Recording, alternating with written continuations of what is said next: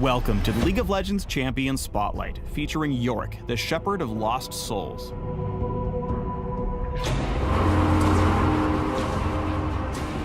By Shadow Isle standards, Yorick's a pretty good guy. The former monk just wants to free the souls who have spent a millennium trapped in the black mists of the Isles, and he's willing to do some bad things to carry out his holy mission.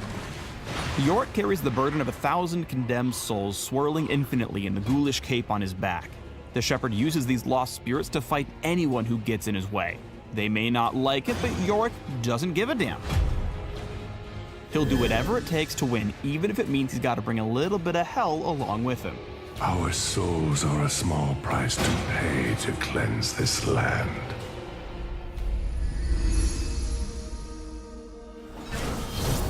Yorick's passive is Shepherd of Souls. Whenever an enemy minion or neutral monster dies near Yorick, they'll occasionally leave behind a grave. Enemy champs that die near Yorick always leave one. Graves last until Yorick moves away. Now what do graves do, you ask? Well, heads up, it's about to get spooky. Yorick's Q gives him access to two separate abilities, Last Rites and Awakening. Last Rites empowers the Shepherd's next basic attack, causing it to deal bonus damage and restore a little health. If Yorick is below half health, the healing effect is double. If Last Rites kills any target, a grave is created. If there are at least 3 graves nearby and Last Rites is on cooldown, Yorick can cast Awakening to raise Mistwalkers from the nearby graves. Mistwalkers basically act like nasty little minions, although you can only have up to 4 of them at once in your undead entourage, and they die if they roam too far from Yorick. Also, none of the graves can have a cigar. If Yorick wants to win early trades in lane, he's gotta wait until he's planted a proper cemetery before going in. Here, Aurelia screws up by hanging too close to Yorick's graves. When the Mistwalkers rise, Yorick follows them in to deal additional damage and recover some lost health, earning an easy advantage. Yorick's W is Dark Procession. The Shepherd yanks a bundle of corpses straight from the earth, forming a wall of rotting flesh that encircles a target area. The wall decomposes on its own after a few seconds, but can also be destroyed by enemy base attacks, whether they're trapped or not. Yorick and his allies can freely pass through the Dark Procession. When you need to lock down a key target or get away from the living, a big ring of coagulated corpses is just the thing you need. Here, Yorick aims Dark Procession right on top of himself to create a cage that only he can escape from. Unlike Kled, Yorick doesn't need a rope to make a bear trap. Yorick's E is Morning Mist.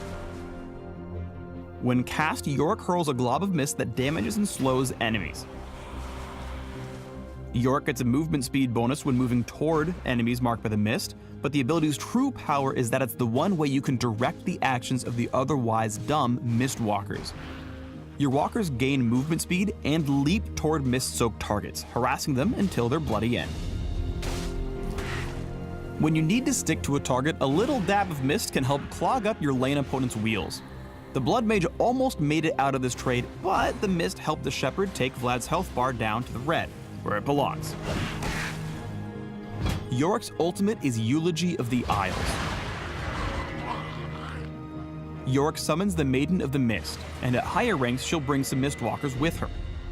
The Maiden moves and attacks on her own, pushing down the lane and immediately raising any enemies that die near her as Mistwalkers. The Maiden disappears whenever Yorick dies, but unlike Mistwalkers, she doesn't have to stay near him to stay alive. When Yorick attacks the Maiden's target, he'll deal bonus magic damage based on the enemy's maximum health.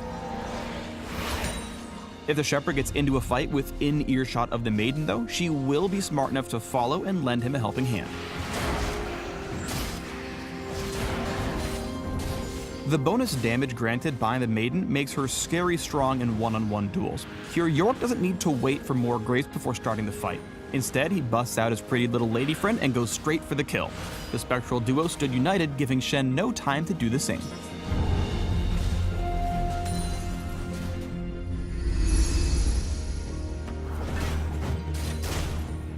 When Yorick goes in for a trade, it's best if he brings a swarm with him. Here, Yorick waits until he has a maximum 4 graves up, then unleashes a dark procession and awakens his ghoul army the moment Gangplank steps up for some minions.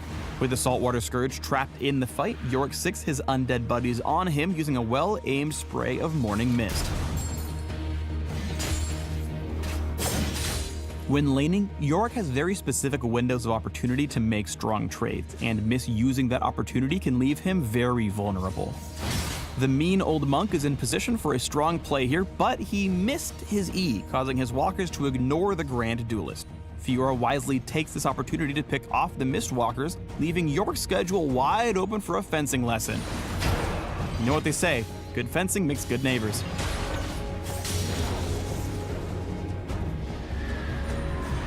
Yorick is better than just about anyone when you need to press an advantage after a team fight.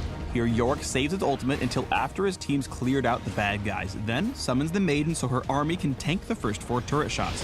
Thanks to the Maiden's passive, the defending wave of enemy minions winds up transforming into Yorick's minion wave. With a whole new wave of tower tanking ghoulies at their side, the Shepherd's team blows through the inhibitor.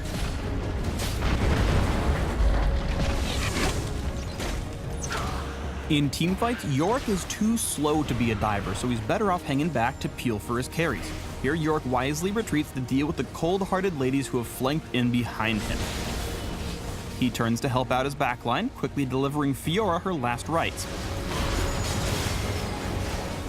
As soon as Dark Procession comes off cooldown, Yorick uses it to lock down the overfed Ashe, who quickly eats a face full of boomerang blades. Shoulda ducked. Yorick doesn't actually have to stay in a lane in order to split push it. Here, Yorick sees folks moving toward Baron, so he drops Big Mama Maiden in bot lane and sends her on her merry way. She refreshes her army of Mistwalk and amigos every time the squad slays an enemy minion, so soon she has a nasty pile of friends heading straight for the bot lane inhibitor. But meanwhile, Yorick is present and ready for a pool party in the topside river. This forces the other team to either give up Baron entirely or hope they can win the teamfight before the Maiden takes everything in the bot lane.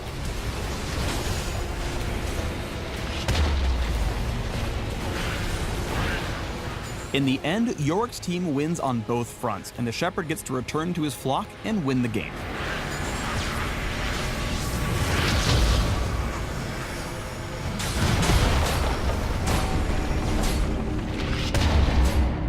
Thanks for tuning in to the Yorick Champion Spotlight. Click the links below to unleash an unfathomable darkness that destroys the entire world.